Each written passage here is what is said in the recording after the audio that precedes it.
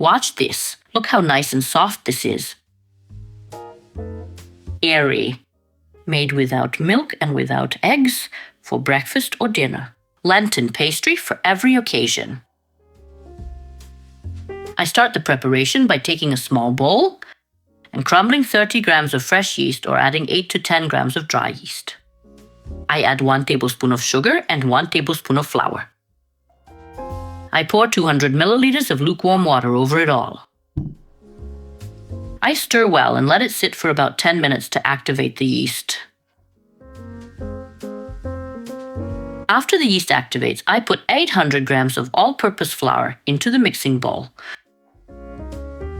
and add 1 tablespoon of salt. Then I mix it all up like this. I make a small well, then pour in 250 milliliters of lukewarm water. I continue to mix. 50 milliliters of oil and the activated yeast. Now I mix everything together with a wooden spoon. You can use your hands right away. Or if someone has a mixer, just put everything in it. When almost everything is combined and there are no more wet and dry parts, I remove everything from the wooden spoon and continue kneading the dough by hand.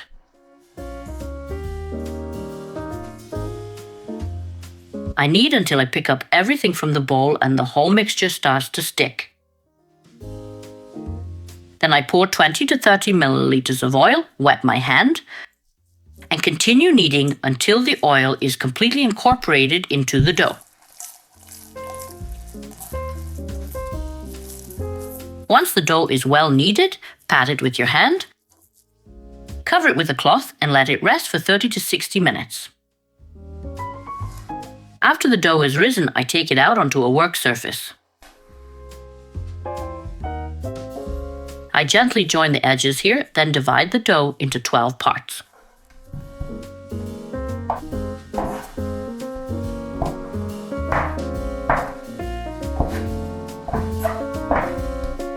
We take one part at a time like this and shape it into a ball. You don't need to overwork the dough, just enough to join the edges together in a circle like this. If it's easier for you, you can do it like this. Beginners usually do it like this. Bring everything to the center like this, close it with your hand, and then just turn it over. That works too. If any ball is larger, feel free to tear off a piece from it and add it to a smaller one, so that they are all roughly the same size. You don't have to weigh them. That's it for the balls. I'll move them aside a bit, then I'll place the tray.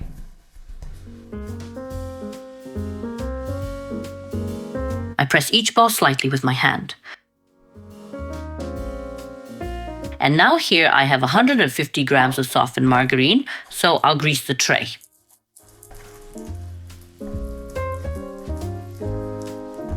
And then I'll place 6 of these balls, which I'll press down a bit.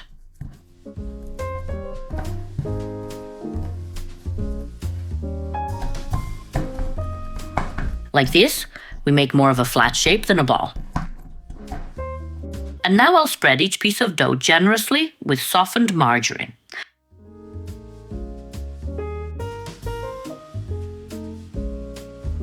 I take one piece of dough at a time and fold it over like this.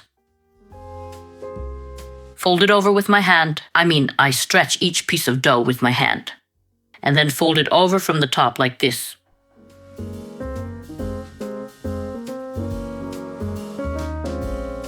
I press it all down a bit again. Then I also put margarine on these parts. I'm adding margarine because I'm making a vegan version without animal products. Otherwise, you can freely use butter. Don't throw away the remaining amount, you'll need it later. Cover it all with plastic wrap like this and let it sit for about 20 to 30 minutes. While the dough rests, I prepare the filling. Here I have 400 grams of marinated mushrooms. Actually, it's about 250 grams, since it's one small can like this. You can add more. I'm adding 200 grams of grated vegan cheese. Read the labels. Not all vegetable cheese is vegan cheese. It shouldn't contain casein, whey, lactose, and similar ingredients. I'm adding ajvar. This is homemade ajvar, so it's thick. Be careful not to make it too runny. If your ajvar is runnier than mine, use less.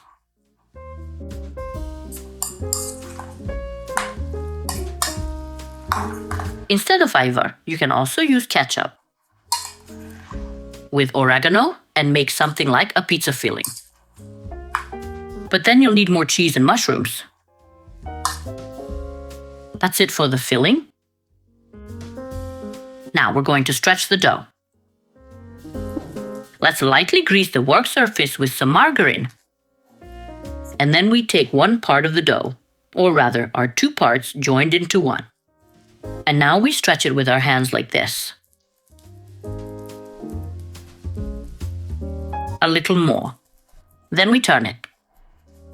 We turn it so that both parts stretch evenly. The top part always stretches more and the bottom part less. That's why we have to turn it.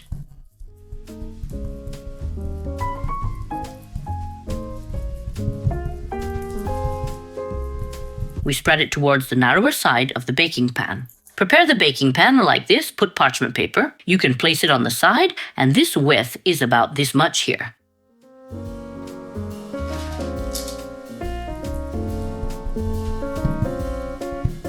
So it looks something like this. Put 1/6 of the filling. Spread it around a bit. Chop it a little as desired, like this. You can do it or not. Then roll it all up.